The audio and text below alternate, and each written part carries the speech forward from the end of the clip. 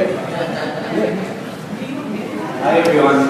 I just want to take a second to introduce our next presenter. My name is Shelby Syndrome. I serve on the board of directors with Dr. UB. This is my son Liam.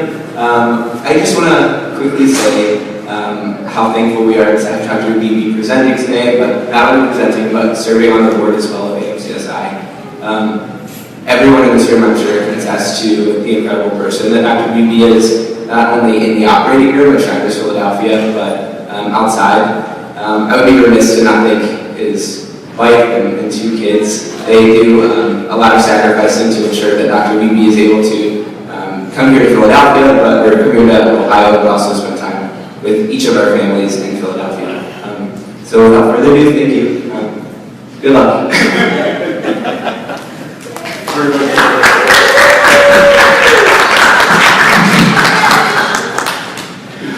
Let's get started here. So, arthrogryposis, Dr. Hall, a lot of this stuff is going to overlap with things you heard yesterday from Dr. Hall and for Dr. Jim Prieto, but hopefully it'll just help reinforce it. But the term arthrogryposis, if you break it down, arthro means joint, gryposis somehow means curved. So it's a curved joint, multiplex means there's multiple joints involved, and congenital means it's present at birth. And we call it AMC for short. And we can't really do a talk about AMC without this photograph, which is the one of this painting, which is the one that Dr. Hall also talked about yesterday. It hangs in a loop. It's actually about the size of a piece of notebook paper, and it's called the club foot. If you look at it closer, you see that the hand position looks a lot like what a lot of our kids have, and the same with the foot position there. So we actually think it's probably the first documented case of arthrogryposis that we know of, at least from the 1600s.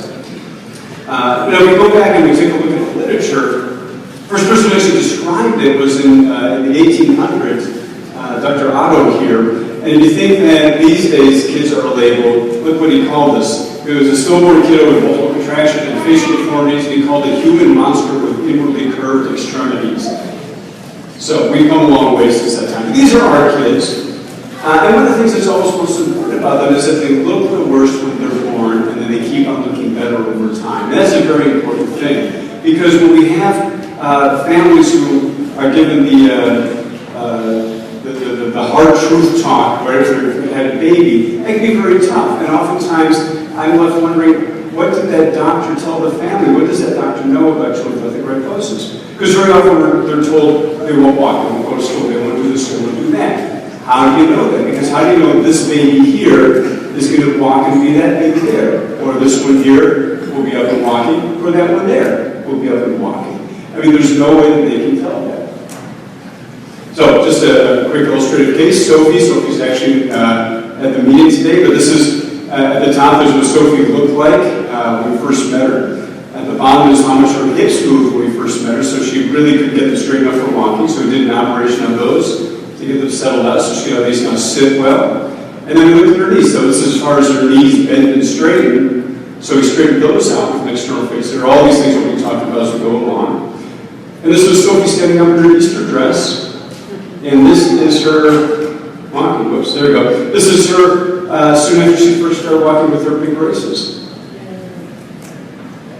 And what about the name arthrogryposis? Well, it originally started off as multiple congenital contractures a little bit more than 100 years ago.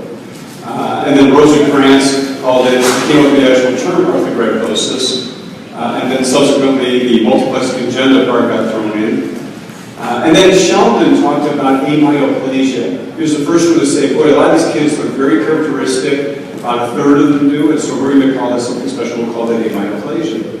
And then Dr. Hall was the one who really helped develop everything, helped to stratify it out into all the different forms of arthritis that we know today. So what about arthritis? How do we talk about it? Well, like Dr. Hall talked about yesterday, it is congenital, means you are born with it. It's a non-progressive limitation, so it's not something that's going to get worse over time. The joints are involved. It's not if you are born with an uninvolved joint, that one's not going to become involved over time. And it is somebody who's got two or more areas of involvement. So if you have a child who's born with club feet on both sides, that's not arthrogryposis. But they have two club feet, they have a dislocated hip, that would then be arthrogryposis because two different body parts are involved. It's a descriptive term, so it's not really of itself a disease or a condition. So very similar to if I said I have a cold or I have a flu, you go, oh, I know what he's talking about. He's got a cold, he's got a runny nose, and he's coughing, he's sneezing, he feels tired. So we understand all those things, but you have no idea if I have an allergy or if I've got a virus or bacteria. Same thing with arthrogryposis. So we talk about arthrogryposis, and we all inherently know now that if somebody's got different joints that are involved, but we don't know what the underlying issue is. And, just from that term. And as such, we call arthrogryposis actually a sign versus a diagnosis. So it describes someone who's got multiple joints involved. Overall, it happens in about 1 in 3,000 live births. And there's about 400 different conditions that can underlie a childhood arthrogryposis. Now, what do they all have in common? How come if there's 400 different things that can cause this, how do they all end up under this umbrella of arthrogryposis? What they all have in common is limited intrauterine motion. During pregnancy, they were not moving around very much. And we give that term, that meaning term, fetal akinesia. So akinesia means movement, and akinesia means lack of movement. And if you look at the stages of pregnancy, the first 2 months are where you're really taking these two little cells that come together and you're growing them up into a mini baby. And that takes the first 2 months. So that's where everything gets developed. Taking a bunch of cells, you make a heart. A bunch of cells, you make a liver. So that part goes well. And then it's the next part, the fetal stage, where you're taking something that's smaller than a grain of rice and you're growing it up into a baby. That is the fetal stage. So you get the embryologic stage early, the fetal stage. And it's during the fetal stage that things go wrong in terms of arthrogryposis. And what happens is that the joints don't move. For whatever reason, if it's a nerve problem, a muscle problem, if it's contractions of soft tissues, of cells, if the soft tissues don't move, the joints aren't moving, and it's necessary to have your joints move to have things develop correctly. My favorite thing to do when I'm telling people about this is saying, look at the back of your hand, you see little wrinkles on your knuckles. Those happen because early in pregnancy, you were moving your fingers. And if you look at a bunch of our kids with arthrogryposis, a lot of them won't have those wrinkles back there. In fact, they'll be very smooth back there because they weren't moving. That skin didn't get stretched. And what's happening underneath the skin is that the tendons are moving through their tunnels, through their sheaths. The ligaments are getting stretched in appropriate ways. And all those things, if they're not happening in the intrauterine period, then they're going to be stiff and not going to work very well afterwards. Other things you can have, the lack of skin crease that we're talking about, oftentimes the muscles are involved. If it's an issue with the muscle itself, or the nerves going down to the muscles can be very thin. They can be replaced by fat tissue. And you can also get these interesting dimples on a lot of the kids. And that again is because they were moving, the skin actually gets kind of tethered down to underlying structures, you know, the dimple. And it can also lead to other issues during pregnancy. So Dr. Hall actually mentioned this. So during pregnancy, babies are actually swallowing and they're breathing. And that's a very important thing to help getting all the other systems going. So if they're not doing a lot of that swallowing and breathing, their gut's not developing correctly, their lungs are not developing correctly. And that sometimes will lead to issues in the baby after they're born. They can have a small jaw. If they're not doing that swallowing and breathing, they're not exercising their jaw can actually be small. And you can also have the effect on the mom if there's not a lot of that processing of the amniotic fluid by the baby. There can be too much amniotic fluid. You have something called polyhydramnios. You can also have the opposite, where there's not enough amniotic fluid, something called oligohydramnios. So both of those issues can happen during pregnancy with child with arthrogryposis. And digestive problems like we talked about, the lung problems. They can also have a short umbilical cord. It's an interesting thing. You start realizing all these things that happen intrauterine they never thought about. The baby kicking around and swimming, that actually tugs a little bit of the umbilical cord, allows it to grow out. And if they're not moving, then the umbilical cord can be very short, and that can have its own issues. Dr. Hall talked about Shelby Syndrome. I'm not going to spend a lot of time on it, but this is kind of the extreme event of this, where these children have lacked a lot of movement, and for that reason they have a short umbilical cord. They have a number of issues. A lot of them don't survive their first year or so, and if they do, they tend to be very short. They tend to have a lot of involvement with arthrogryposis. But I'm here to talk about somebody else. So this is Harper. Harper is actually at this meeting. And this is what she looked like when she was born. So we got her hips in a better position. And then quite rapidly she was up and walking. There she is walking to kindergarten. And we got, here's a video that Mom sent me early on when she started walking. One of my favorite parts about this is, again, the adaptability of kids with arthrogryposis, where she says, I want to sit down. She doesn't have good hands to use, and so she's figured out a different way to do it, which is just like that. So what are the causes of fetal akinesia? Well, they can be at many different levels along the whole chain of events here. It can be at the level of the nervous system, which can include the brain or the connection from the brain down to the muscles of the spinal cord, or the nerves that go from the spinal cord to the muscles. It can be a problem of connective tissues, that the connective tissues are very tight, such as some of the pterygium disorders or the webbing disorders, such as these.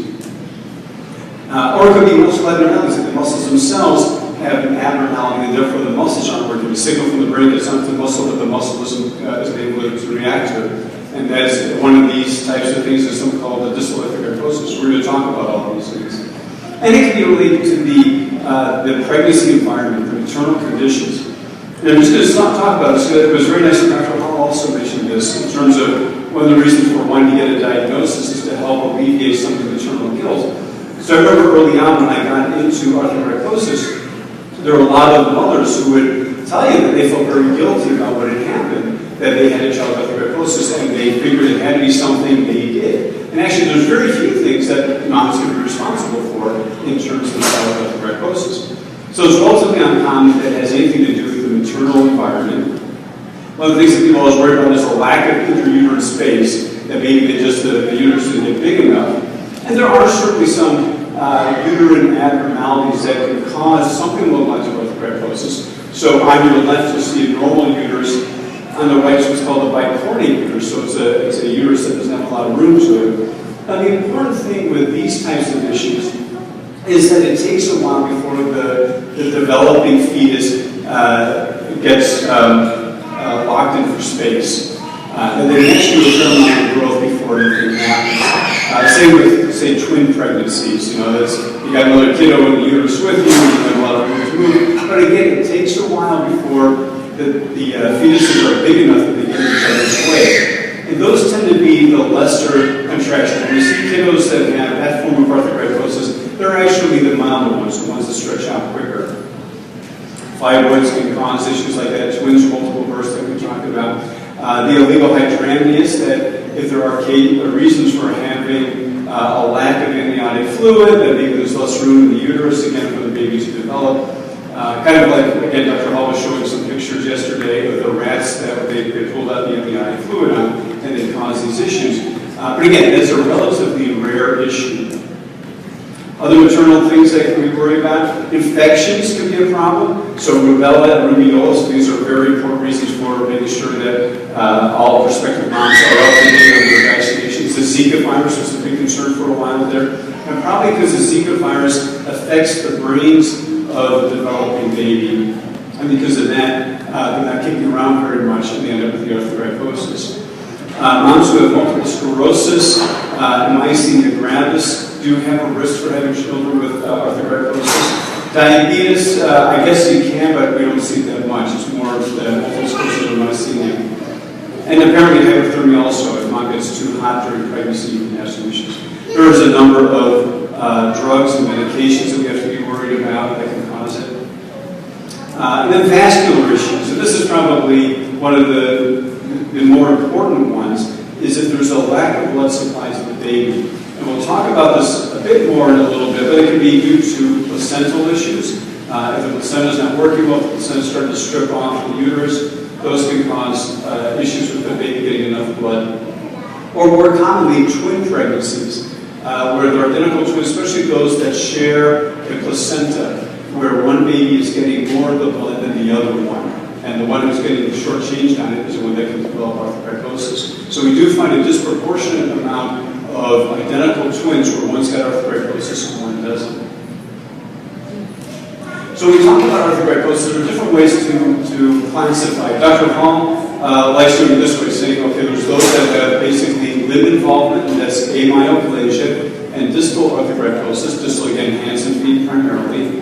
There are those that involve the limbs and some other body parts, so that can be such as your Shelby Syndrome. So again, we'll talk about those a little bit. And those that affect the limbs and also the brain to some extent. For me, the easier way to talk about it, usually when I talk to a family, is to say, well, there's, again, I have three groups, and the way I look at it is the groups are about equal size. And one group only has one diagnosis, and that's amyoplasia. This is the classic arthrogryposis.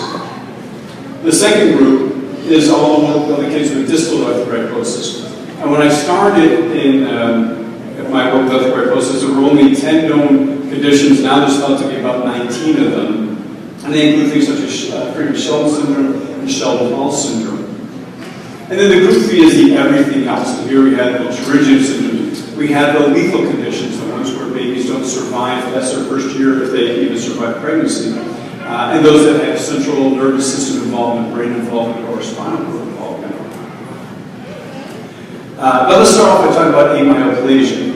So, this is the most common form of arthrogryposis. It happens about 1 in 10,000 births.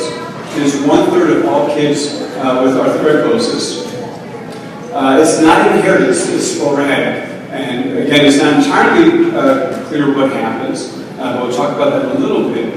There's symmetric limb positioning. So usually if you have one elbow that's straight, the other elbow is straight. If you have one knee that's bent, the other one's going to be bent. So they tend to be pretty symmetrical. Their sensation is normal, their intelligence is normal, and most parents actually say the intelligence is above normal. These are very smart kids.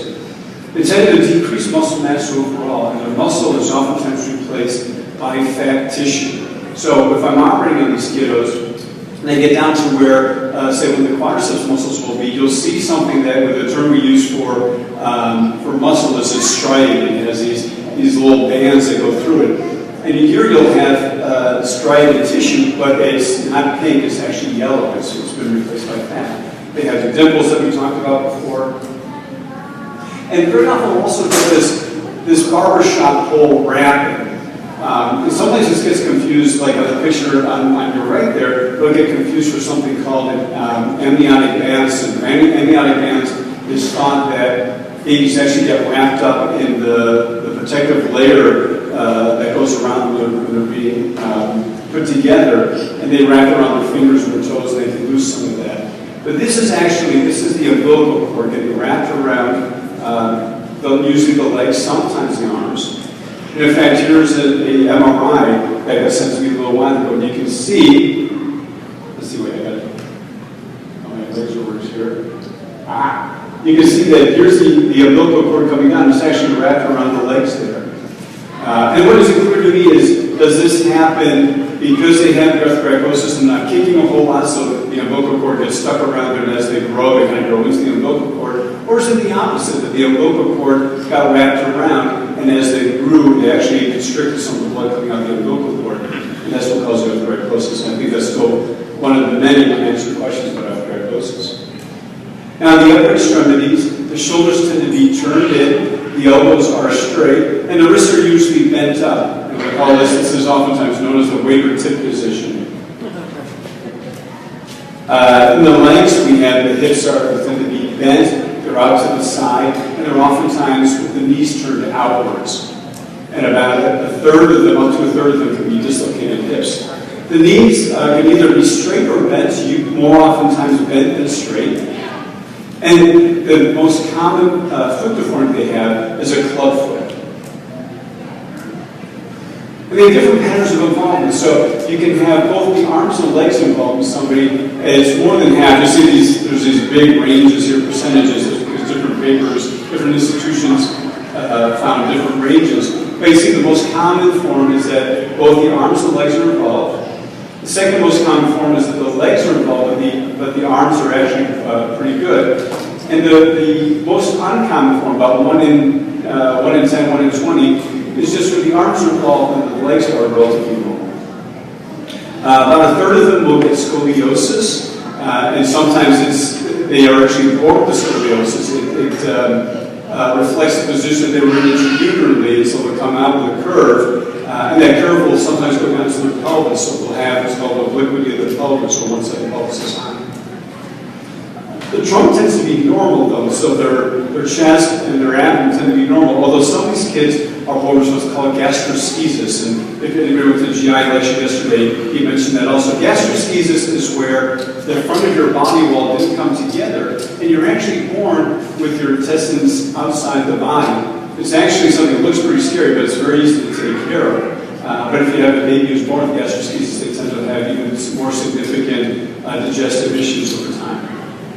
What are the other findings? Well, we tend to have this midline hemangioma, this red spot over the middle of their face, in the nose, in the forehead, in the chin. Oftentimes will fade over time. Like we talked about before, they can get the smaller jaw, this micronapnea. And if you look at the groin area, in boys, oftentimes there is a hernia, or they can have what's called cryptorchidism, means that the testicles can come all the way down to the scrotum. That needs to oftentimes be addressed surgically. And the girls will actually have labial fold hypoplasia. Things are just not as well defined down there. So what's the cause? Now, Dr. Halligan has done a lot of work on this, and her leading theory is it has to do something with the blood flow to the baby at a critical point. And it's at a time where it disrupts what's called the anterior horn cells. So let's talk a little bit about that. Again, we talked about how this happens more often in identical twins, which is actually what Gabriel thought about this. So if we're looking at how the signal gets down from the brain, it goes to the spinal cord, and it comes in. What we have up here in the upper right is as if somebody kind of sectioned through the spinal cord and looking at an end of it. And up top is the front of the spinal cord, the bottom is the back of the spinal cord. And in medical terms, up front is anterior. And you'll have the darker shaded brown and the lighter shaded brown. The lighter shaded brown is actually the white of the nerves. This is where the nerves go up and down the spine. Whereas the darker shade is where one nerve connects with another nerve. So the nerve coming down the spinal cord has to connect with the nerve going outside the spinal cord to the muscle. And that happens in that darker shaded area. And we call that a horn. You got the anterior horns and the posterior horns.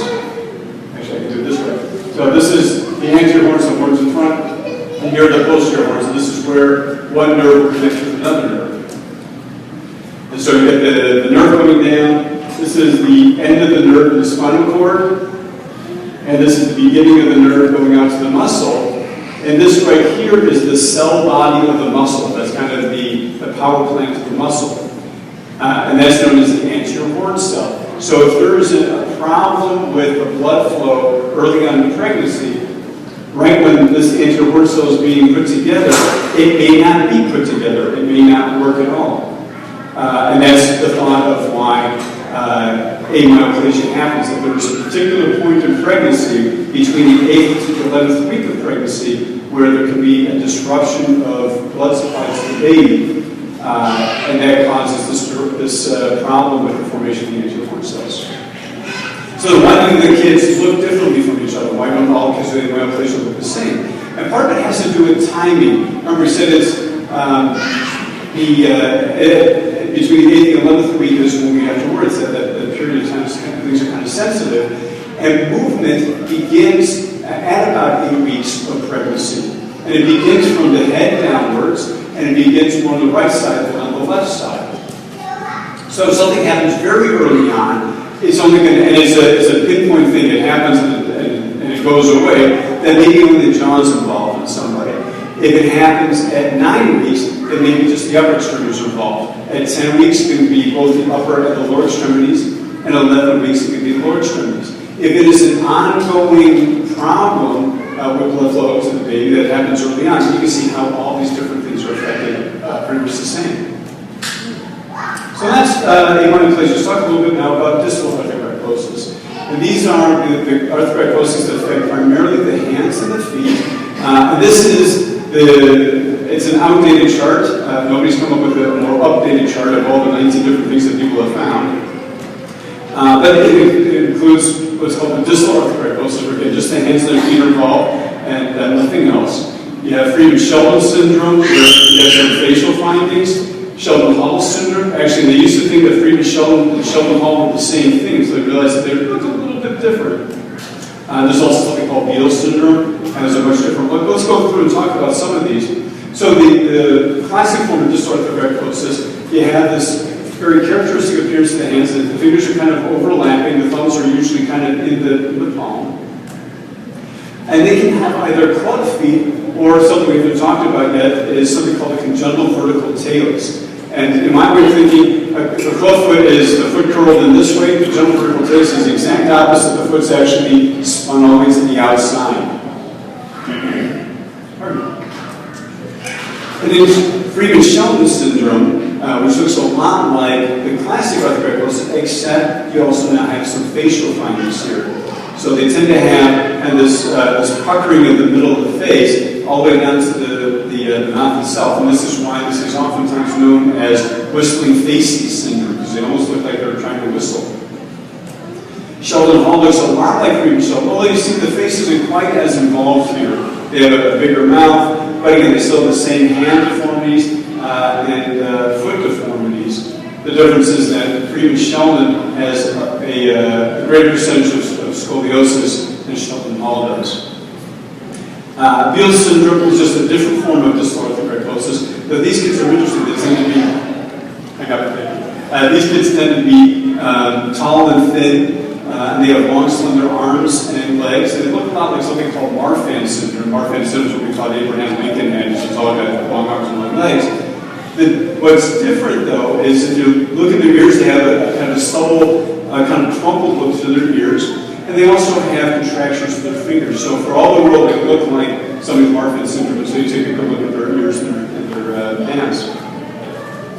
So what causes distal arthrogryposis? Well, this is interesting because it's known as an autosomal dominant issue and with reduced penetrance and variable expressivity. So autosomal dominant means it can be passed on from one parent to the child. So there's just two different ways that things work in genetics, and it's a very easy way of looking at it. One is I've got a condition to give to my kids. The other one is Mom and I have a condition. Neither one of us knows that we're carriers of a condition, but when we get together and our genes match up just the right way, that's when our child gets the issue. So in the distal arthrogryposis, it's actually one parent has the condition and can pass it on. Having said that, a lot of the kids with distal arthrogryposis are actually the first ones to have it. There's the gene gets mixed up during the putting together the baby, and so that baby is the first one to have the condition, but that baby can pass it down to their babies. Reduced penetrance and variable expressivity, that's just a very fancy way of saying that even though mom and child or father and child both have the condition, that it can look different in the parent than it does in the child. That the parent may be more involved, the child may be more involved, hard things to explain exactly why that happens. What distal arthrogryposis does, though, is it affects what's called the fast twitch muscle proteins. Your muscles are either fast twitch or slow twitch. The slow twitch are your big, powerful muscles, like your deltoid and your biceps. These are ones that don't have to be very fast, they just have to be strong. Whereas the ones in your fingers have to be very fast. They don't necessarily have to be very strong, but if I'm doing this, I need muscles that can move very quickly. If I'm picking up a pencil or all the other things that do with my fingers. Oddly enough, we are evolutionarily set up the same way in our feet. We have a lot of fast twitch muscles in our feet, even though we don't use our toes quite the same way.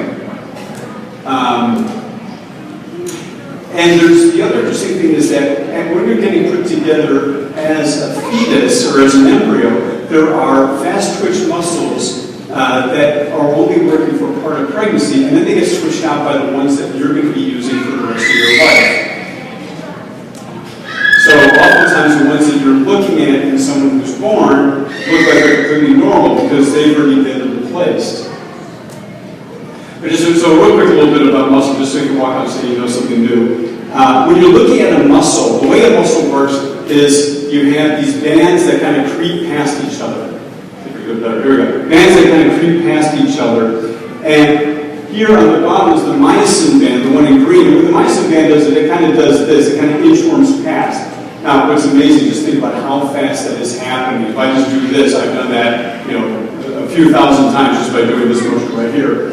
And the way that works is that you have this actin, the purple beads here are my actin beads, and the little yellow are called receptor sites. The receptor sites are actually hidden by this blue band here, the troponin, and the blue band is controlled by this little switch called the tropomyosin is the blue band, and the troponin is the little switch here.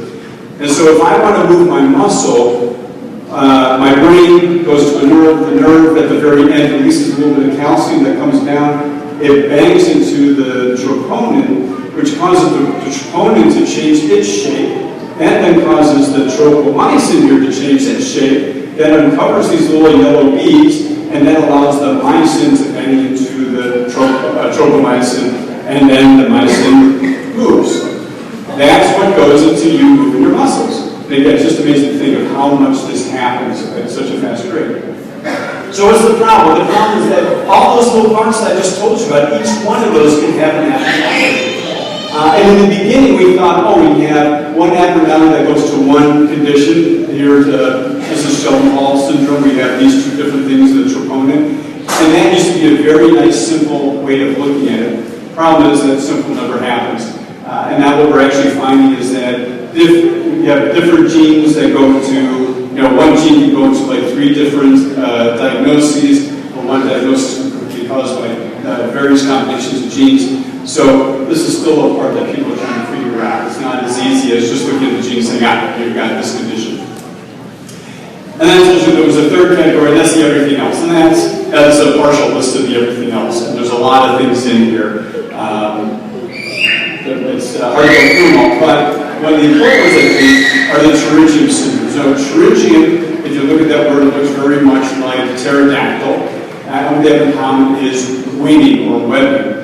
And what ends up happening is that these thick tissues that go across the joint, and most of these are genetic conditions where if someone with a condition like this has children, the children have a good chance of also having the condition.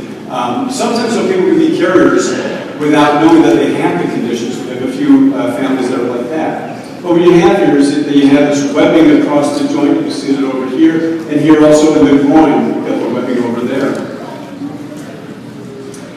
So these are abnormal tissues. They constrain the joint, they stop the joint from moving, and they can often have abnormal attachment. So what's interesting about here, so you and I, we have our hamstrings, or most of us will have our hamstrings going to the top of the shin bone, and then what's called our gastrocs, our muscles that move our ankle, will go from the bottom of the thigh bone on down. But here, oftentimes in these pterygiums, these are all connected in one straight line. So you have the tendons of one becoming confluent with the tendons of the other. So everything is kind of put together in a different way. And you can have, this is an extremely bad. See, the webbing comes all the way down. Instead of going up to the knee and coming back down, everything is just kind of webbed straight around here.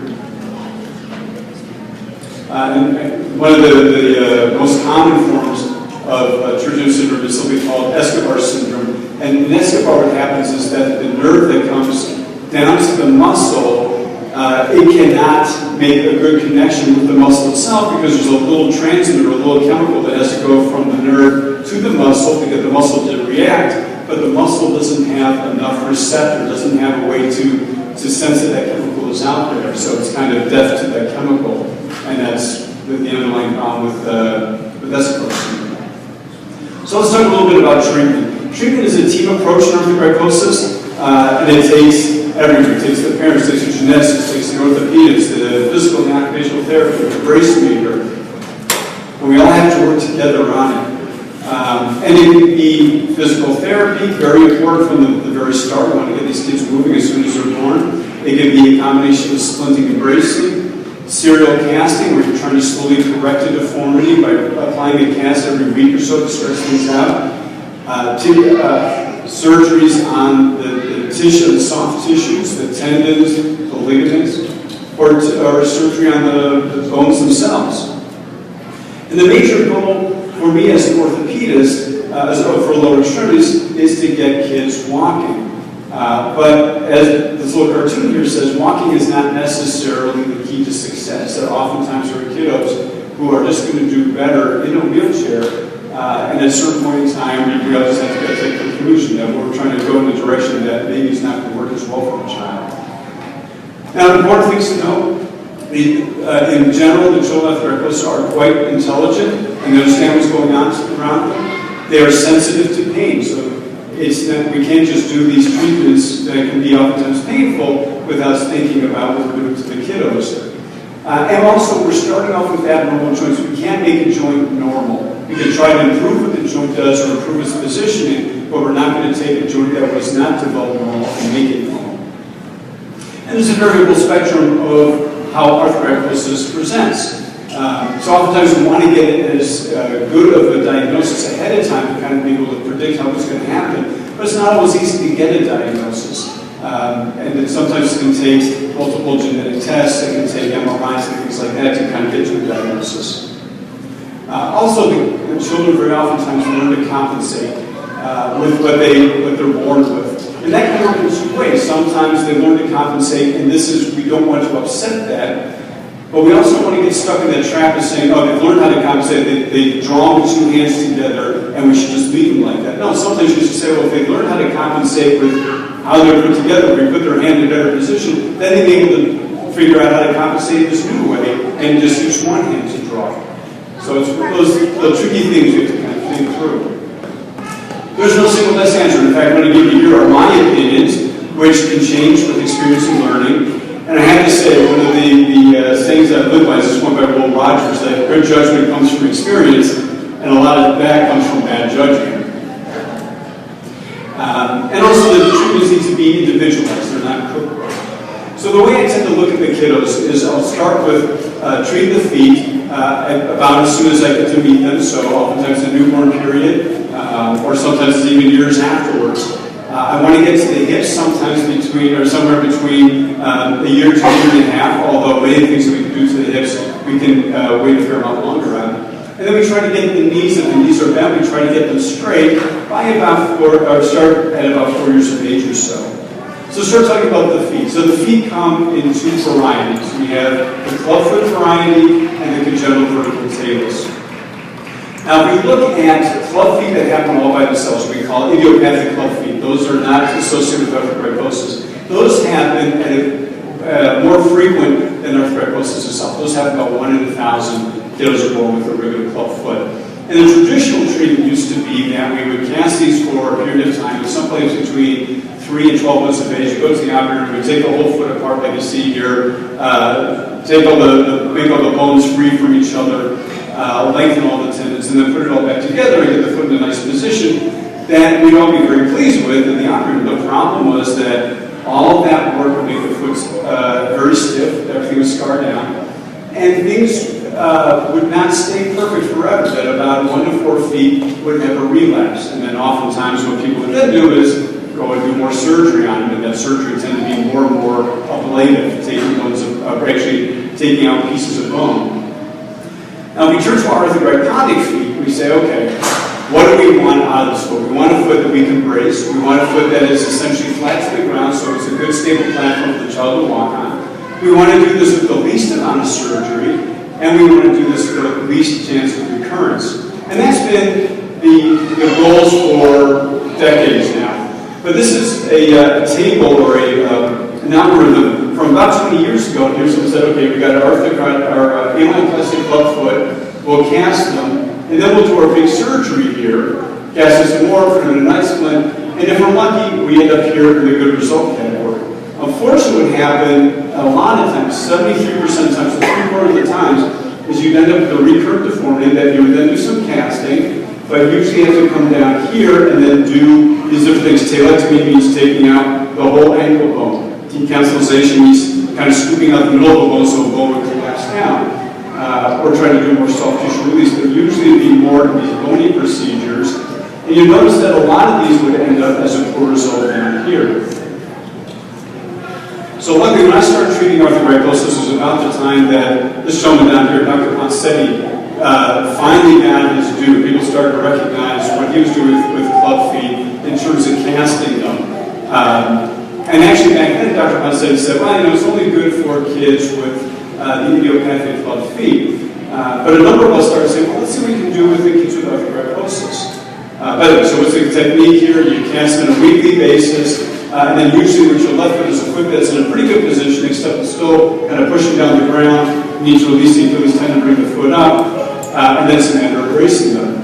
And then the Achilles, so here we've cast out this foot, it's looking pretty good, but still pointing the ground. So you can just make the Achilles tendon here, and in the younger kids, oftentimes they can just do that in the office. So I usually tell parents that under a year and a half to 2 years of age, I'll do it in the office because the kids are too young to remember my face.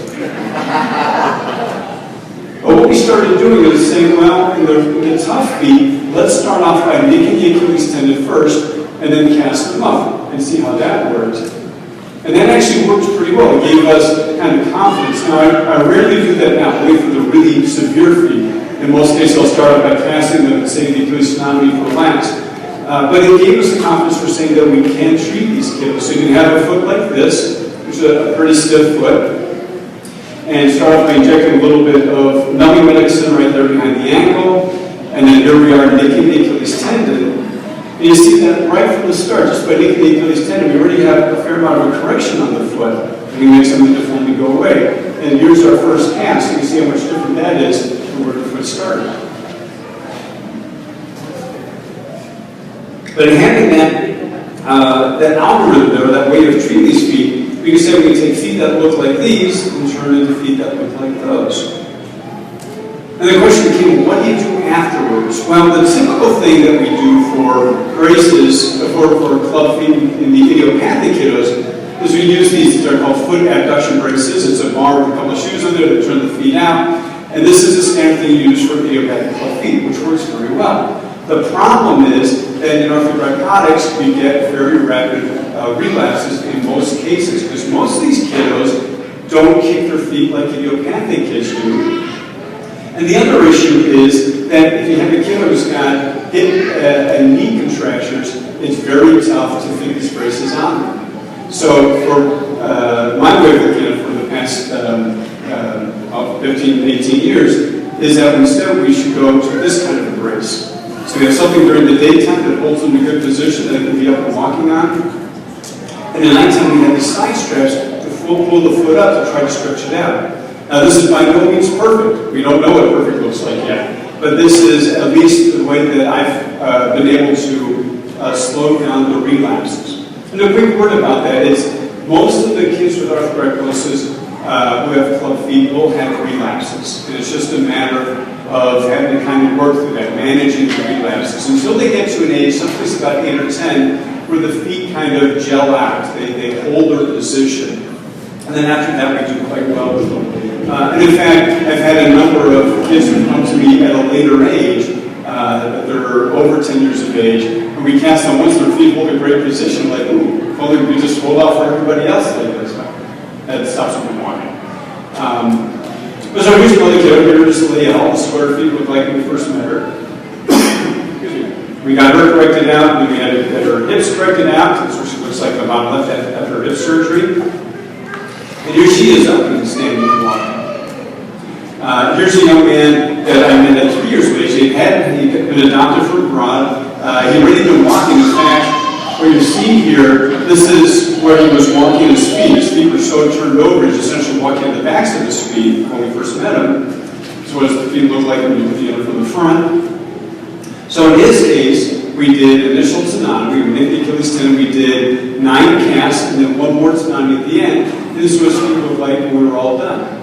Now, that's not the end of the story. He's had some relapses. We've had to do repeat castings on him. But we still kept his feet in a good condition, and he is still walking well.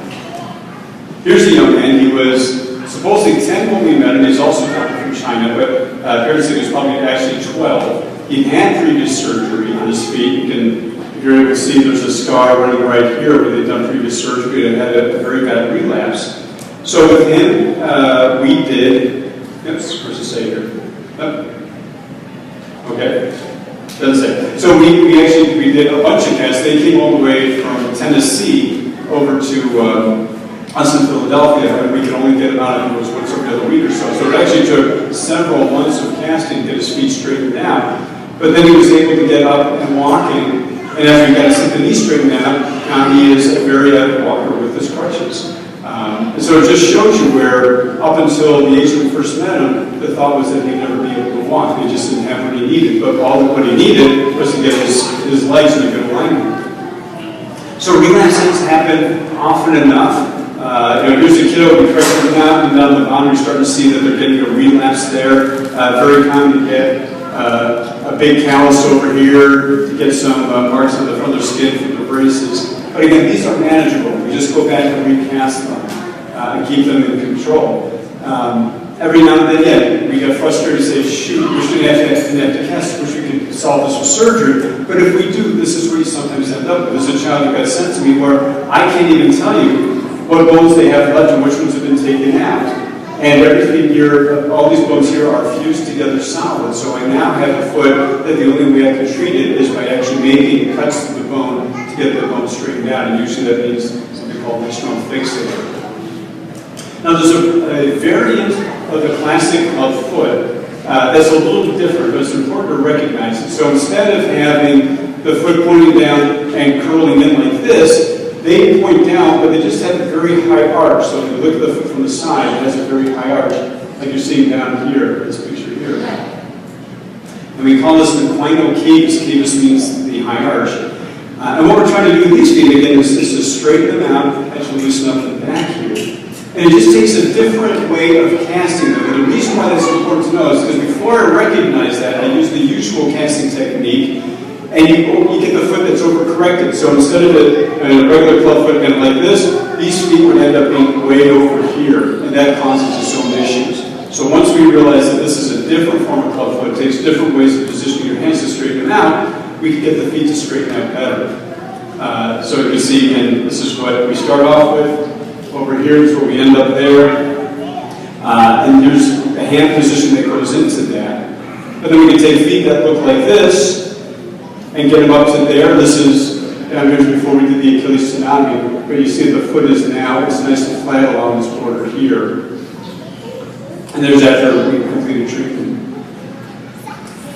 And we talked before a little bit about congenital vertical tail, so we're going to talk a little bit more about that. This is the other very common form of foot deformity, usually in the kids with the genetic conditions, such as the distal arthrogryposis or some other conditions along those lines. It's known as a rocker bottom foot or a Persian slipper foot because it kind of looks like the Persian slippers that you see in the Thousand Nights or Indian Nights type books. And here's the x-rays of these. This is a typical foot down here, and this is a foot with congenital vertical talus. And what that's named, the talus is the main ankle bone right here. And this is the front of the ankle bone. This is the upper surface of the ankle bone right there.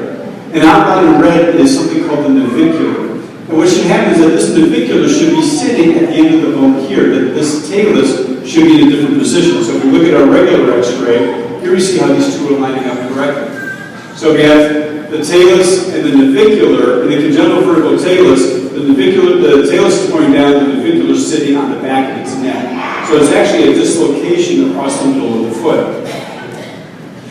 And when I was first in training, what we would do for that's the same thing we do with club feet. We would take the whole foot apart, lengthen all the tendons, put everything back together again, and we would get a foot that looked pretty good in the operating room. First, it was a big operation, and in fact, when it was first described, you did it in 2 days. You did one part of it, you waited a couple of weeks, and you came back and did the other part of it, because it was thought to be too big an operation for the foot. But then luckily, at the beginning of this millennium, Matt Dobbs came up with the technique of casting. Matt Dobbs had worked with Dr. Bosse as a resident and thought, well, if we can correct club feet with casting, can we do the same thing with congenital vertical talus?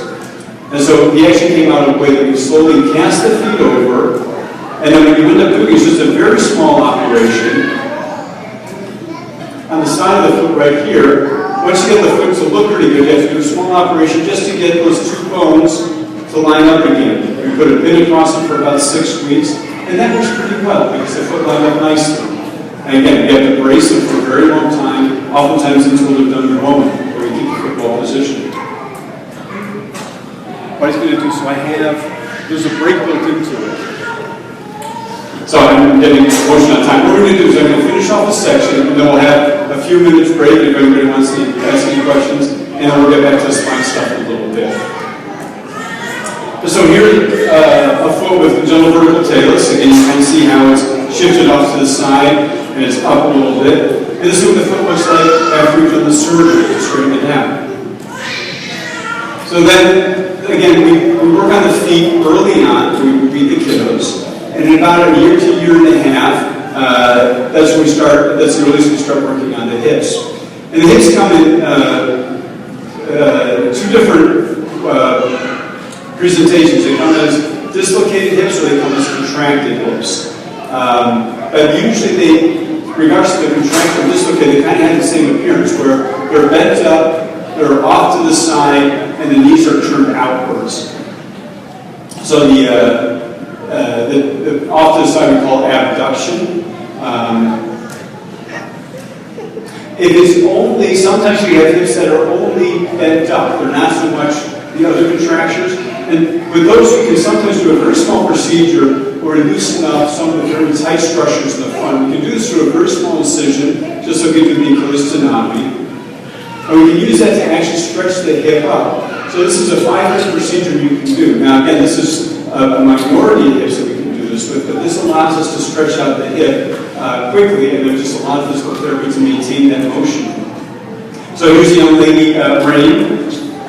She was, when I first got to meet her, she was a good swimmer. She was actually doing a lot of the Special Olympics type things, but unfortunately she was not walking. And part of that was because both her hips and knees were tight, and her feet were, she had some club feet that were down.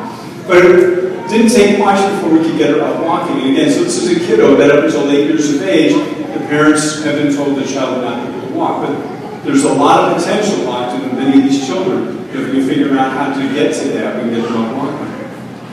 All right, so let's talk about the more significant contractures. So these are the ones that are, the hips are bent up, they're out to the side, they're turned outwards, and they're quite stiff. And in the past, you say, okay, this is what most of our hips look like, bone socket, knee pointing forward. This is what the arthropodic child looks like. Well, how can we get that hip back down to the right position? The thought always was, let's loosen up the hip joint itself. But you can't really do that well. If you try to do that, things will start down and you'll lose motion. So what seemed to be a good idea is, well, let's just leave the bone where it wants to be in the socket, but instead we'll cut the shaft right over here, the thigh bone here, and we will bring the rest of the leg down to where we want it to be. So the ball's still in the socket where it wants to be, but now we've got the knee pointing in the direction that we want. So here's a case to show that. So this is, you see how this is what this young girl looks like, just lying down, and her hips are kind of stuck in that position. There's her x-ray down there. And what we're going to do is we're going to cut through the thigh bone right up here, and we're going to bring the leg down to where we want it to be. So if you look at this area here, you look at that area there, it looks exactly the same. All we've done is cut the bone and brought this, swung it down to where we want it to be, and let that heal up.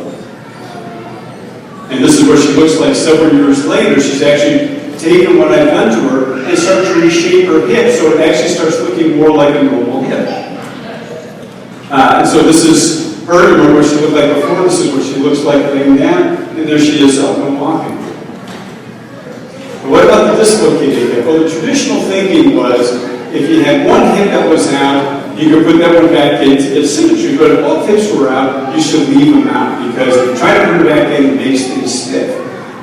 If you try to figure out who's the first person to say that and what they're using to back themselves up with, if you follow the literature down, you come to somebody who in 1963 gave a presentation like I'm giving the presentation, and what they did is they took a little synopsis of that and they published that. And all it says is he treated 73 children with arthrogryposis.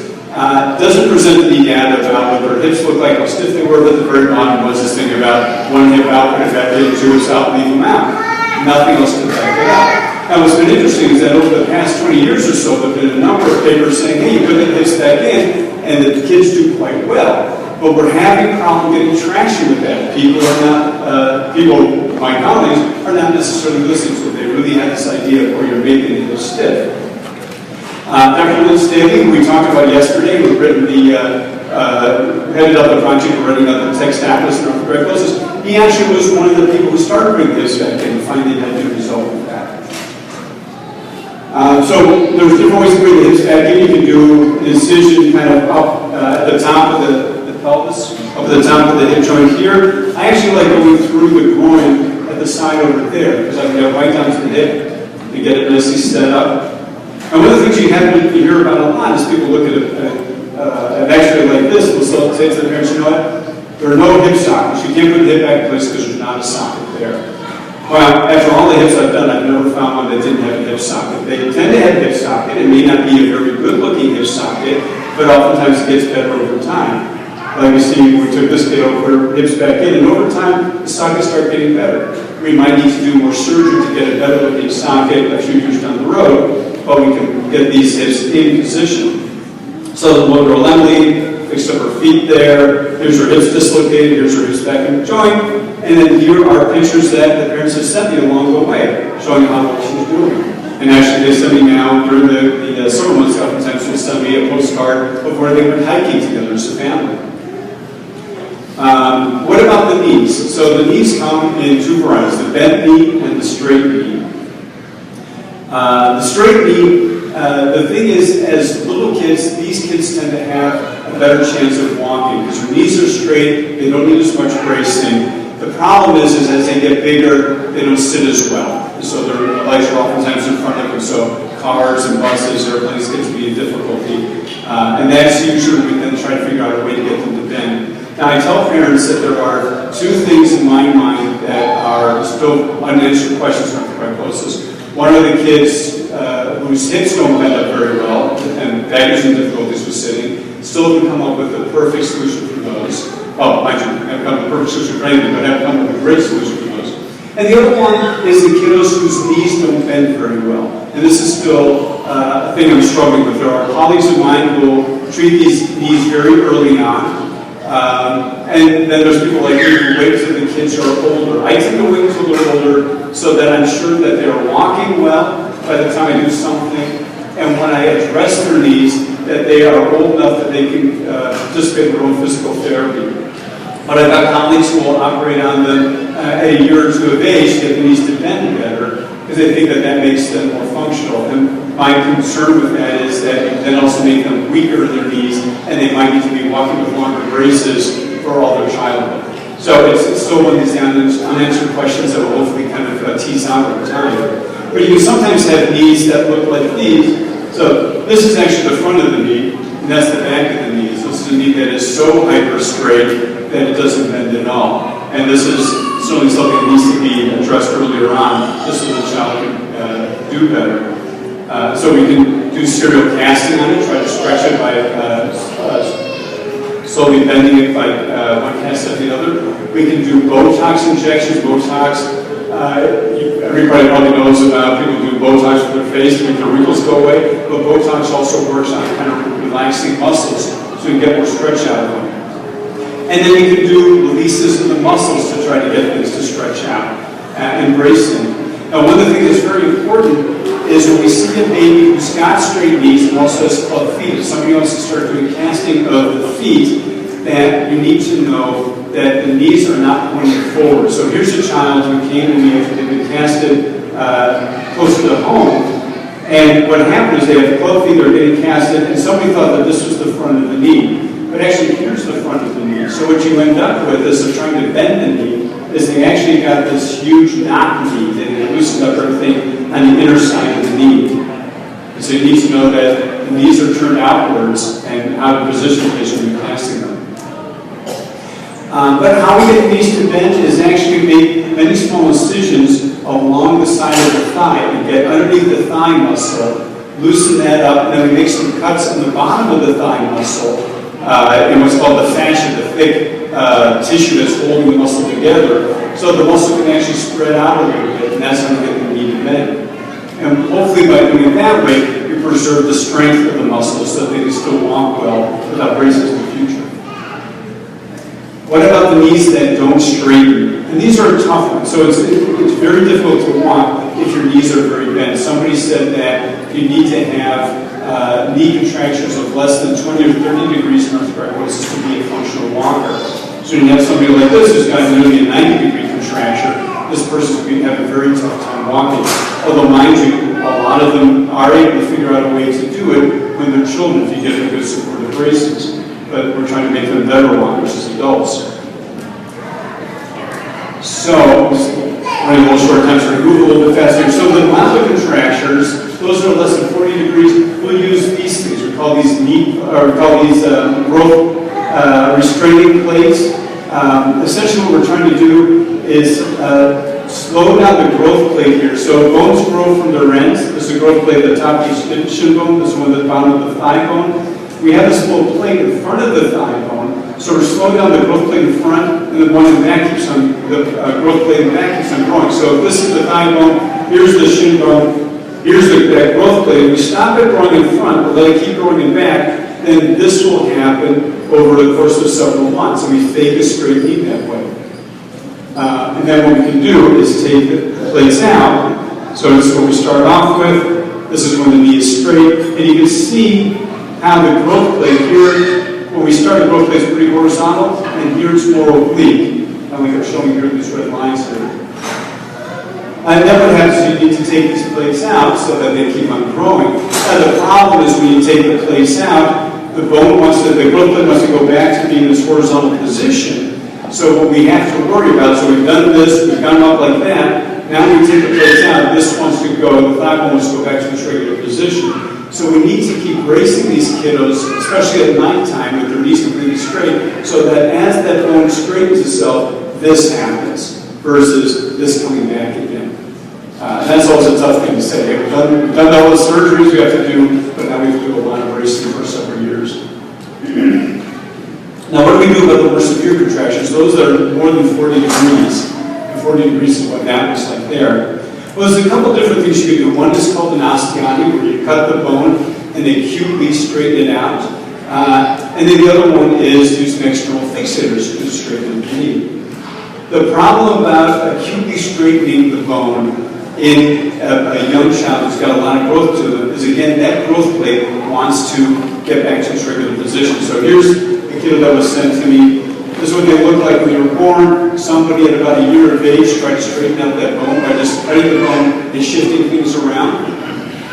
Well, look what happened a year and a half later. The bone of the knee is exactly back to where it was, because that bone's got that wonderful ability to reshape itself. And like I said, that reshaping and remodeling helps us out a lot when kids have just regular fractures, we put the bones together, not perfect, then they reshape themselves to perfect. But here it works against us.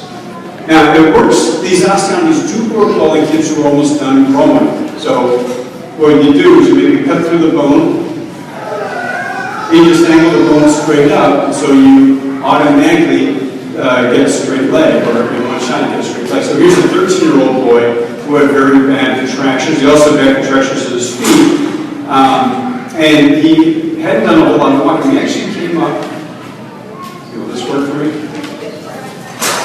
So he actually came up with braces. See these very high heel braces here so he could walk before he straightened out his knees. And again, just such a diligent kid who really wanted to get up walking. As soon as he did his braces, he was up walking with these. With him, this is what his knees look like, and then we made them straight, so we went from there to here, got them straight. And then what's interesting is that once they heal up, everything, the bone actually says, oh, I want to be looking nice and straight, and it kind of shades itself down. And we take out our hardware, and the child is up walking well. So that works well in the kids who are almost done growing, but most of the kids that we see are the ones who are still early on that we want to get up walking. So that's when I'll use an external fixator for the worst contractures.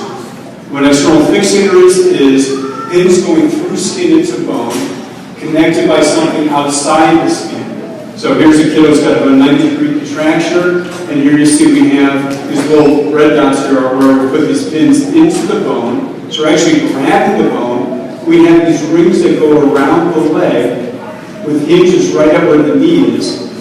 You can look carefully, see there's an incision here where I actually came behind the knee to loosen up the knee so that we can get things to kind of stretch out. And by taking this rod here, we turn this apparatus right there, it makes that rod shorten, and as it shortens, it makes the leg slowly come up, and it stretches out the knee. So you go from there to there, and this young man is what he looked like before we started treating him, and this is what we look like when we finished treating him. And then there's this young man here, so this is what he looked like when we first met him. Got his feet straightened out, and this is what his hips look like. This is an x-ray of his hips, so we straightened out his hips. There it is in his cast, so we fixed the hips. And then put on his fixators, and we see the fixator really slowed him down, so we pulled that on. And then here he is after his fixators came out. So he's doing walking races, he was dancing. I think we have him take his first steps across the living room here. And then one more kid, here's Simon. That's what he looked like in his clubfoot cast. Here's what his hips looked like before he fixed them, and then afterwards, where he could now sit regularly with his feet facing downwards. And here he was actually, before he got to his knees, just walking his long braces, his KAFOs. He's able to do that quite well. We straightened out his knees. Whenever I see this, I don't know if he was actually here for Halloween or just angry at me. And then here he is. I don't know if this one works. Yep, there he is. There he is, walking in short braces. And I think, yeah, now we're on break time. So, why don't we take about 10 minutes? If anybody wants to ask me questions, we can do that. We're going to take a quick break, and then we'll start up with the spine bit in 10 minutes. Anybody who's going to ask a question, but we'll get to more questions later, or I'll out in the hall. Sì, claro, sì, perché non abbiamo la So let's talk a little bit about spine deformities. And we talk about these in the plane of what we're looking at. So if we're looking at somebody from behind, a side-to-side curve is called scoliosis. If we're looking at somebody from the side, then we talk usually about the curve where they're sticking out more at the back, which is called a kyphosis. So a normal spine has a kyphosis in the upper back and a lordosis in the lower back. The smaller back is your lordosis. And a hyperkyphosis is just if you have a lot more kyphosis than what's typical. So scoliosis is a rigid curve of the spine. And the reason why we want to treat them is not just because it looks better if we have a straight spine, but oftentimes if you have a big curve in a small child who's doing a lot of growing, it can affect how the chest grows, and it can limit how well your lungs develop, and that's a very big problem. And it can also make it difficult for good positioning. If you have a big curve and your pelvis is kind of tilted, it can make it hard to sit comfortably. So the different ways we can treat these children is we can do casting, bracing. We can try to help the spine grow by putting rods into the grow of the spine, or we can fuse the spine. So we're going to talk about all those different things. We'll talk a little bit about treatment rationale. And the big thing we were talking about, we said we limit how much the lungs grow. There's something called cardiopulmonary compromise. So cardio means heart, pulmonary means lungs or respiration. And you can have something called pulmonary insufficiency, which is if the lungs are too squished to get enough oxygen into the bloodstream. So if you think of lungs as a big sponge that they have to kind of suck up the air and then kind of exchange that with the blood, if they're too squished in that you can't get the air into the lungs, then they can't get the air into the bloodstream as well. The other thing is called cor pulmonale, and what happens over several years, decades of having these squished lungs, your heart, the right side of your heart is the side that's pushing blood into your lungs so that the air can get into the bloodstream. But if the lungs are compressed, that actually drives up the blood pressure, and the heart's got to keep on pushing against that. And over a period of time, the heart muscle gets very big. It actually becomes very strong, but it gets too big for itself, and it can't pump correctly. And that's called cor pulmonale. So you end up with the heart problem also. And this is for curves that are over 80 or 90 degrees. So pretty big curves. But the smaller curves can also cause breathing problems that we can detect with special instruments, with special breathing tests, and curves that are 60 degrees or bigger. And so the issue that we worry about is having a deformed chest. So here, you see this is a CAT scan through a chest. Here's the heart, here's the spinal canal right back here, so the ribs coming up.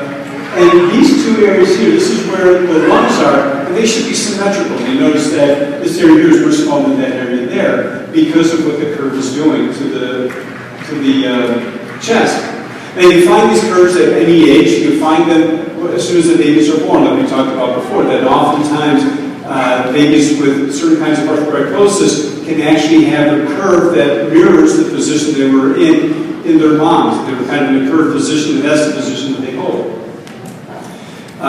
You can find the curves that start at an older age, in the juvenile time span, or even some of those that we start seeing as when they start getting closer to puberty.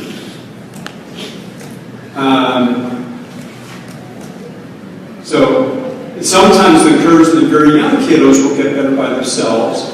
But in arthrogryposis, this is a rare thing to happen. Usually what happens is these curves are more rigid in the very young kiddos. And then if we watch them, we can find that some of them will stay stable. If the kiddos keep on growing, the curve will get any bigger. It will also get any smaller. But some of them will also keep on getting much worse during the young childhood. And again, that causes some problem with how the rib cage goes. So what can you do for treatment? Well, there's not a lot in the literature that tells us how to treat kids with arthrogryposis who have spine deformities. So again, a lot of this is based on my experience, and a lot of this is probably going to change over time. But the main thing we want to do early on, if we have a child that we're worried about developing a curve, who is on the hypotonic side, they don't have a lot of strength in their trunk. If we sit them up, they kind of collapse over. Those we don't want to set. Most of us with little babies, it's very fun to get your baby to get them sitting up and kind of hold down the pelvis and see what they're going to do. But if you have somebody who doesn't have good, strong muscles in their core, if you do that, they collapse down. Well, that can kind of kickstart a curve. So oftentimes with those kiddos, what I'll tell parents to do is, let's not sit them up all the way. Let's always have them lean back a little bit so they can be leaning against something so they don't collapse down until the child can pull themselves up to a sitting position themselves. Then you can let them do whatever they want to. But give them that time to build up their strength and not have them kind of collapse into themselves. Physical therapy, very important. We want to work on trunk strength, especially if we're trying to work on strengthening one side of the back versus the other side. We want to work on sensory integration so they have a feeling with their sense and spaces. Most of us have an idea. If we close our eyes, we know where things are. But oftentimes, if you have joint contractures, you don't have a lot of ability to explore your environment, then you might have some problems with balance because of that. So there are exercises that can be done to give people a sense of balance and what their place in space is. And as much as possible, try to do prone exercise. Put them on their belly and have them try to pull their back up, because that can also strengthen the back very nicely. For the younger kiddos, sometimes we'll do casting of their backs to kind of try to straighten them out, or we can do bracing. Now, the main thing is that a lot of these curves that kids are born with, like this child over here, this is what he looked like as a baby, this is what he looked like in his mom, this is what he looked like at a little bit over a year of age, and that curve always kind of stayed with them. And here he is as an older child, 8 years of age, still has a curve. Now the curve now that he is getting up to be a teenager, that curve is starting to now become an issue. It's getting bigger, and that's the curve that we're going to have to address surgically. But he went from being a little baby with a significant curve up to almost his teenage years without having to have anything done other than observation. Now, could we have done something? Could we have cast him or braced him? Probably not. This is probably a rigid curve that didn't want to move anyway. There's a different kind of spine deformity. So this baby was born with a hyperlordosis. The whole back has got that curve to it. This is what the x-ray looks like. So we have one smooth lordotic curve all the way to the top. There's no kyphosis up here. It's this curve all the way. What we do with this child is try to stretch it out. Came up with this big roll that we put in their back and try to make that bigger and bigger so they try to slowly stretch them out and get to a better position. These are tough problems. This is a child that we may have to do a fair amount of treatment for to get into a good position, even just for regular sitting. But that's the kind of things that we sometimes run into in arthrogryposis. So let's talk a little bit about casting. I always like to say casting is an old technique that was reborn way back before I started practicing, actually way back. what used to be done before you actually went to a surgery for scoliosis, or you went to do a fusion, is that they would actually put casts on in the operating room every week or so, try to straighten somebody out as much as possible. Then at the time of fusion, you make a hole or a landing strip in the back of the cast and operate through that. So before you're putting rods in spines, you're actually just trying to use the cast to hold them as straight as possible. And after we started using rods, we let the casting technique slide by us until somebody said, hey, this actually works well for the little kids. We can kind of try to get these curves into a better position. So typically it's for kiddos who are under 3 years of age, although I've done it for kiddos getting up towards 6 years of age. And what we do is we change the cast on a regular basis. So kids under 2 will change it every 2 months. Between 2 and 3 will change it every 3 months. And over 3 years of age will change it every 4 months. And the whole idea is to get them as straight as can be. In kids who don't have arthritis, who just have a curve, oftentimes what we're trying to do is get them so that they are relatively straight, maybe not arrow straight, but that you can then go from the casting to a brace, and over time hopefully get them on the brace altogether. With arthritis, I've only had that happen once or twice. That's a pretty uncommon thing, unfortunately. So most of the time what you're actually trying to do is just stop the curve from getting bigger. Because if you have a very big curve in a small kiddo, again, it affects how the chest will grow, and they're too young to do surgery on. So if we can manage them with the brace and keep that curve small, then that will help. And the idea of the cast is to try to untwist the spine as well as try to straighten out the spine. So if we take a child with scoliosis and we bend them over, you'll notice that one side of the chest sticks out more and back than the other side. And the reason that happens is that the spine itself rotates. If you have a big curve, so as we bent over, you're looking this way, the spine will actually rotate like that. And when it rotates, it kicks some of the ribs out and back, and it actually pushes the chest forward on the other side. And so when you're trying to cast, you're trying to untwist that as well as to straighten them out from side to side. We do it on a special operating room table that looks like this, where we can actually suspend them on a couple of bars. We put traction across, and we have a little head halter that pulls on one end. We have some strips that go across the pelvis on the other end to kind of stretch them out as best as we can. And there's nothing under here, so we can actually go around them and cast them all the way up. So here we have a child who, 2 years of age, had a pretty significant curve, so we put them in a cast, and we're able to gradually over time improve their appearance. So we went from a 40-degree curve down to a 20-degree curve after 5 casts, and now this young man is actually doing quite well. And he's here at this meeting, he doesn't wear a brace anymore. And I always like to say, so casting is survival. It sounds like an awful thing to do, but the kid is actually doing very well with it. I think I'll sign us in the telephone.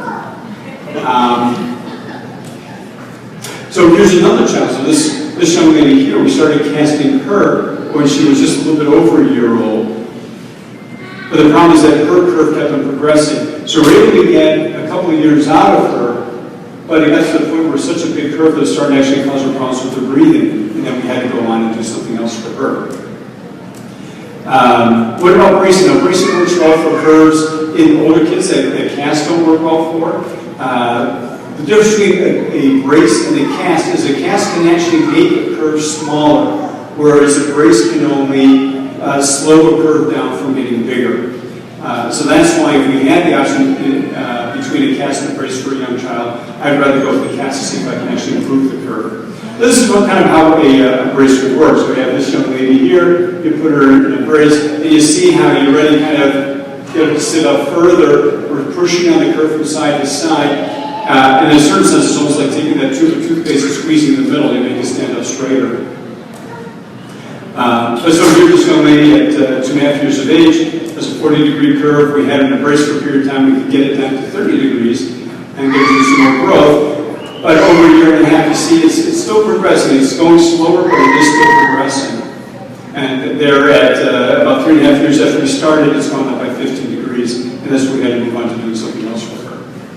And what can that something else be? Well, in young kiddos, we don't want to fuse the spine. If you fuse the spine in somebody who's 5 or 6, you get a nice straight spine. But the problem is that when they're an adult, they have a chest the size of a 6-year-old because, again, things can't grow. And what it means to fuse a spine is that we take a curve where you have all the vertebrae kind of at an angle, and we straighten them out. We grab all the different vertebrae and we put screws in them or sometimes short wires and put a rod on either side of the spine. And then you roughen up all the vertebrae so you think they've been injured and they try to heal one to the next to the next to the next, and you end up with a solid bone.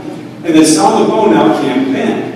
And actually after a year or so, those rods that are in there, they're not doing anything anymore. Things have healed up, you take those rods out. We usually don't do it because it's a big operation to take them out and they don't seem to have any issue with the rods staying in place. But again, you do that in a small kiddo and they can't grow anymore. And so you have to figure out a different way to do it. So there are ways to do things for stretching out. This is an early technique called the vertical expandable prosthetic titanium rib vector.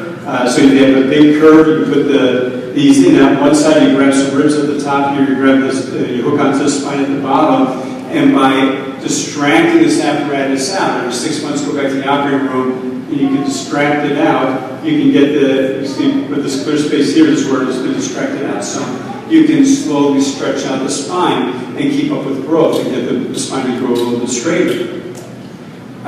This is a different way of doing it. So here we're actually grabbing the spine up top with some screws. See the screws going here, screws going to the bottom. And in between here is an area where we can loosen up the connector and expand it out and slowly stretch them out. Now the downside of these two techniques is every 6 months you have to go back to the operating room to expand them out. So what really made things wonderful is about 4 or 5 years ago, the magic rods were released. So magic stands for magnetic expansion control rods. And essentially what it is, it's a rod that in the middle has a little magnet, and the magnet is attached to a bunch of gears. And when the magnet spins, it can make those gears expand, and the rod can actually get longer. Well, how do you make that magnet in the middle rotate? You have a magnet you put, a big electric magnet you put on their body from the outside, and you turn that on, and this magnet twirls, and makes a little magnet on the inside twirl. And it's actually a very painless thing, so you can do it in the clinic, which makes it very easy. And because you're not going to the operating room, you can now do it more often. You can do it every 3 months instead of every 6 months, and you can expand them less, so it's a little more gentle on the spine, instead of trying to really push on the spine to lengthen it out. So here's a 6-year-old boy, 55-degree curve at 2 years of age, got to be 78 degrees by 5 years of age, so it kept on getting bigger. And here we have these rods. And what you see is this little thickened area here on this rod, and that here, that one, that's where the magnet is. This is what it looks like from the side. And this is one of my partners showing off what that magnet looks like when you put it on the child to lengthen them out. So here's another young lady. It's got a 7 years old, 53-degree curve. Tried bracing it for a while, kept on getting bigger. So we put the rods in. And what you can see from this picture to that picture is this bigger clear space here. That clear space is where the rods have gotten elongated out. So we're actually making them longer that way. So here's another child at a young age, big curve, 84 degrees at just 2 years of age, that we tried to hold with casting. We got it a little bit out, but by 4 years of age, the curve got too big, and she's having breathing issues as well. So in her case, we just put one rod in on one side, on the inside of the curve, and just expand that out. And so we're able to keep up with that by just gradually straightening around like that. Again, she's got a big curve. I'm sure there's going to be a lot of other issues we have as she keeps on growing. We'll try to keep up with her. But at least we're able to manage her back without fusing it at this young age. So what about fusions? Well, fusions are for curves over 40 or 50 degrees when you're done growing. Why is that important? Well, if you have a curve under 40 degrees by the time you're done growing, then that curve is probably going to stay put. And always remember that scoliosis is a growth-related problem. So as you're growing, that curve will get bigger. If you have a curve that's over 50 degrees when you're done growing, then it's like taking that Leaning Tower of Pisa and you kind of bend it over so far, you bend it a little bit further, now gravity is kind of pulling on it. And that's what happens with the curves over 50 degrees. 95% of the time, those curves are going to get worse. Between 40 and 50 is something of a gray zone, so it can be hard to predict predict what's going to happen in that zone. It's just worth keeping an eye on the kiddos there. But if we're going to have a curve that's over 50 degrees when they're done growing, then we're certainly going to want to do something to support that spine so it doesn't get worse in adulthood. And so what we do is a combination of hooks, wires, and screws. So we have this kid over here. She has a 96-degree curve. She has her pelvis oblique. It's off to the side. And so what we actually have to do is fuse her all the way from the top of her spine all the way down to her pelvis and get her pelvis flat. She does a little bit of walking, but she's wonderful. She's in college. She's fiercely independent. She wants to keep doing the walking she does. But most of the time she's in a wheelchair. So it's important to get that pelvis flat just for sitting, so she's not all sitting on one butt, because you can end up with skin sores and other issues like that. This is what it looks like when we're all done. So all these here are screws that are going into the vertebrae, holding things in place. And again, we've roughened up all the vertebrae. They've all healed one to the next, and that's what keeps things nice and straight. So that's the rest of my talk. And we got still plenty of time for questions. I can have a microphone we can pass around. So anybody, that's right, so I was over here. I have these two ladies first. Do you want to interpret for your friend first? Okay. Ay, yo la pregunta que tenía era sobre esto, sobre los India plates, esto, ¿vale? Que a Anthony allí se los dejaron solo un año. ¿Cuál es la funcionalidad, por ejemplo, de dejarlos más tiempo? Her son had the knee surgery, but they only had it for 1 year. What's the longest they were supposed to have it for? Okay. So the question is that this lady over here, her son had the little growth taking place in the front of the knees, get the knee straighter. And she was wondering, she said they're placed for about a year, how long should they be in? And in my way of looking at it, you keep them in until the knee is straight.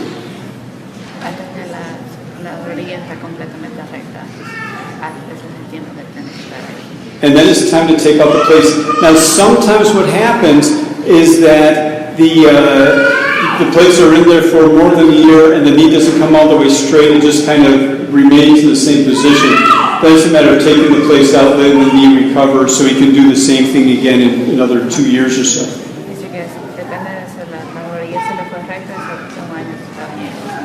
Sí, no, ahora tiene mínima flexión, pero yo pensaba que esto, la funcionalidad es que le ayudara a ponerse de pie sin los aparatos, sin los She ditutores. thought that was going to help him be able to stand without the braces. So the question was, can that surgery help someone stand without the braces? In the beginning, they probably need the braces for some support. Over time, you can go from a long brace sometimes to a shorter brace if their knee stays nice and straight, they can learn to balance themselves better. Por el momento le va a tener que ayudar los aparatos, como siempre, y después del tiempo para ir a lo pequeño, si la funcionalidad se le queda ahí. Si se le queda la extensión. Sí, la extensión. Vale. Se puede ir probando quitando aparatos más pequeños. De acuerdo. Thank you so much. Absolutely. You had a question too. My daughter had all the foot surgeries and the tendons of feet, but her bones fused together. Is there anything can be done afterwards? So she had surgery on where? On the what? On her heels. Her Okay. The foot, but after her 10th surgery, all the heel bones and all them connected, so they all fused together. So this mom over here said that her daughter had a number of surgeries on her club feet, and what's happened is that all the bones have fused together, which is not an unusual thing to happen, but with some deformity. Huh? Yeah. There are a number of different operations that can be done to get the feet flat to the ground, depending upon what things look like. Occasionally what I'll do is I'll actually just make a cut above the ankle, in the bottom of the shin bone, cut above the ankle, and just take the whole foot and rotate it so it's flat to the ground. That sometimes works. If there's more deformity in the foot, then we might have to do some cuts in the bones of the foot as well to straighten them out. But I think, how old is your daughter now? 15. She's 15, so that's a good age to do this at because she's no longer growing. So hopefully you can just do a single operation, get things flattened out, keep on going with the bracing for a period of time, but then things should hold their position, but you shouldn't see any more recurrence. Okay. So there's certain things that can be done to get the feet flat. Okay. You got another mic for me? Super. Other questions? Yeah, you can't protect the back over, sorry. speak to the pain management for kids with AMC. I know in the first presentation you said that they're very sensitive to pain, yet what we found with our son Gabe is that he can, run his wheelchair into the couch and break a femur and just be like, oh, I felt that, I broke my femur. But then, and tolerate it, and then, yet when I'm going to put braces on, it's just, no. And yet, as a parent, Gabe is 12, so I know the importance of bracing. So I think it's important to speak to the perseverance that keeping the bracing on and that the pain tolerance grows. But have you found also that kids with arthrogryposis tolerate pain more? That's a good question. I think, so what I was meaning to get at with my statement is that they have normal pain tolerance. So not that they have less pain tolerance or more pain tolerance than the rest of us, but that their sensory pathways are normal. It's the motor pathways that aren't working well. But I do think that a lot of our kids, because of all the treatment they go through, particularly the clubfoot kiddos, tend to have very sensitive feet for a while. And whether or not that's just because the skin is so unhappy from all the casting it goes through, or if it actually is something at a nerve level, because the nerves are really stretched out, and that makes them irritated, kind of like when you get your funding bone, that nasty feeling you have. Hard to say on that. But we have some kids that even sometimes after operations, and I know that's with Dave, that if we do something to dramatically change the position of the limb, that we do kind of stretching nerves inadvertently, and we sometimes have to put on something to calm the nerve down as it heals itself up. There's called gabapentin neurons, and that helps with that. But these are hopefully shorter-term things that over time they do better. The nerve heals up and it calms down and things get better. The issue with the bracing, because they have very stiff feet and the braces are very stiff, if you have a part that is prominent, you try to put it, it's not like us walking with a stone in our shoe, that maybe in the beginning you can tolerate it, but if you keep on doing this, it's going to hurt more and more. And I think that's probably the issue with some of them, is that they can't get away from this part of the braces bothering them, and so it's a matter of getting the brace to fit the child better, if you can.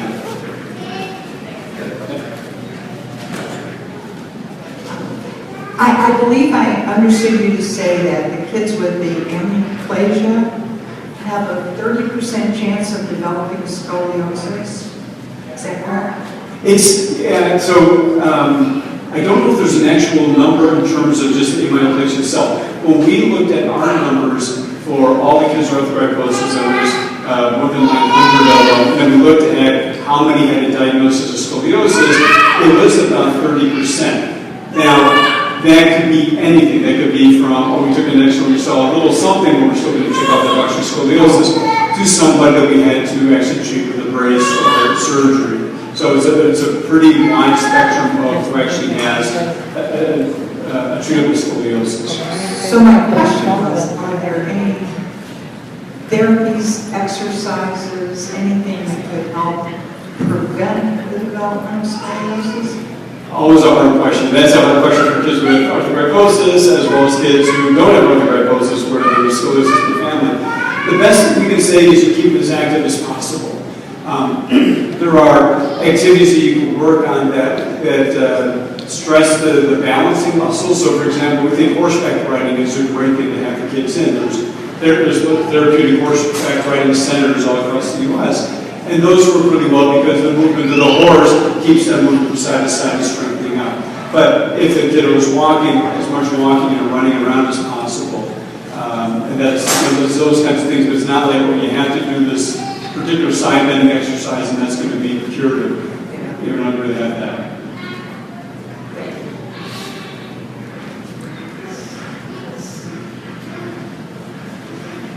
My son is 5 and he's born with club feet, and right now he does great in his AFOs. but to see him walk without them, he's like a lot more on the outside of his feet and kind of getting scratches on his toes, say if we go to the spring park or something. And I just wondered if they're doing great with their AFOs on, do you just worry about that, or would you try casting to try and get him flat without the AFOs? Right. So one of the disappointing things for parents oftentimes is that once the feet are corrected out, I'm saying they're going to be in the braces for a very long period of time. And I'm pretty draconian about it. I said I want them in the braces about 23 hours a day. Get some time out to bathe, get some time out for physical therapy, the rest of the time I want them in there. And it's always hard for me when the parent comes back and says, look, I got some great video. Look, they're walking without the braces on. I'm like, that looks great. But please keep the braces on. Because the problem is the feet want to keep on recurring. What causes the clubfoot in the first place is an asymmetry of the muscles working across the ankle. So the muscles that want to pull the foot down and pull to the inside are working. The muscles that want to pull the foot up and pull to the outside are not. In a child with just club feet, no orthopedic just club feet, sometimes the muscles on the outside, or usually the muscles on the outside of the ankle, will get stronger over time. But we rarely see that in orthopedic.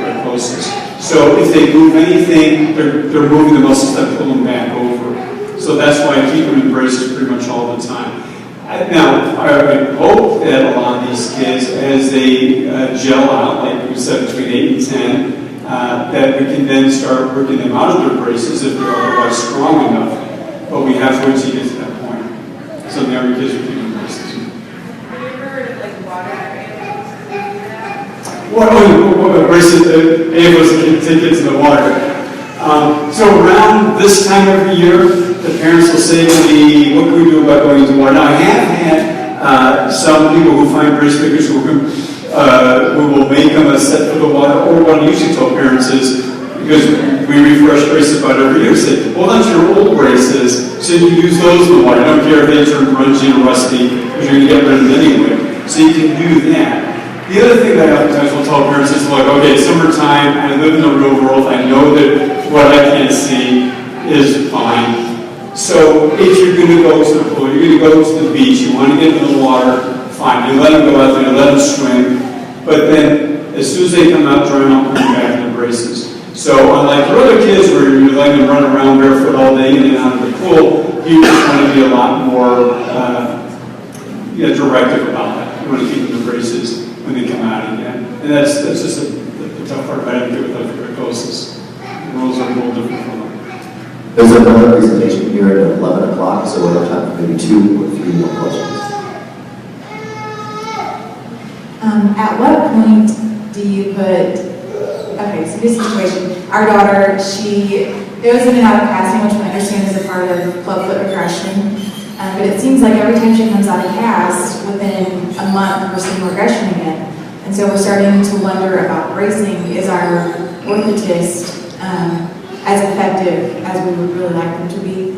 And so my gut says, what do we do now? Do we look for a new orthotist? What other options do we have? Because it seems to be a bracing issue, the bracing not being optimal level, because the recurrence is so fast. She even had surgery in February, and just within a couple months of surgery, progression. And so, where do we go? What do we look for? What do we do? That's a tough one, because you're right. It's not every orthotist uses some kind of brace, not every orthotist understands what they need to do. One of the things that we can do is if you get your orthotist to reach out to me, I can put them in touch with our orthotist, and they can explain orthotist what they do. If you have other families that live in your area who are having good results with their orthotist, you can ask what they use. So there's a couple different things to do. But you're right, there's in pediatric orthopedics, sometimes have an issue where the orthotist, they've been trained on adults, and when you make an AFO for an adult, somebody who had a good-looking foot, who had a stroke, now the foot's pulling over, you just quickly slap a generic brace on them. And that's not what PEDS is. PEDS is very much about how to correct the position. So you need somebody who really understands that. Hey, so I have kind of more 2 comments. So first, with respect to pain, having experienced it myself, I think after surgery, from what I remember, it's very much the skin, right? We have this hypersensitivity of the skin. I think that's really sort of, might be why it's so hard to wear braces. That lasted at least 10 years after surgery than what I had. I can still feel it now. But the other thing that I wanted to ask was more sort of in the long term with respect to knees. I had straight knees, and actually over my life I tripped a couple times and broke both of my patellas. And one convenient aspect of that is nothing, my knees were still fine, right? I guess I kind of keep walking on them. So I guess in the long term, as you loosen these knees, do you worry about what happens if you fracture them once? I mean, obviously you can't take all that into account, but it's kind of the robustness over time of sort of stiff joints might be better than less stiff joints, right? So. Right, I mean, the other side of that would be that if your knees bend, then maybe when you have fall, that the kneecap, because the reason why the kneecap breaks is it's getting pulled on from above, it's getting pulled on from below, and then you whack it. So if the knee was able to bend, then it would pull the kneecap out of the way. So I think I'm happy for how it worked out for you, and I think that's great. What I would say is don't use the kneecap as a reason for not trying to get the knee to go. But the good news is, you were able to make something work out well for you, and that's the important thing. And what's more important is, I think you are somebody that other parents can look to if they have a kiddo who's got these don't bend very well and say, hey, how do you get around in your life? How do you get in and out of cars? I've seen you out walking, so I know you walk.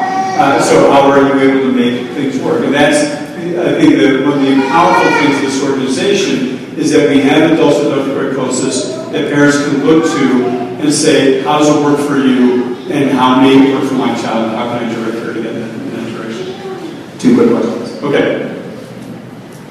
Can scoliosis be a functional thing? Like, we didn't see any symptoms of a curved back. Now that my son is sitting up, we're seeing the back starts to curve, and he sits on his left hip, like he sits all the way over, like this.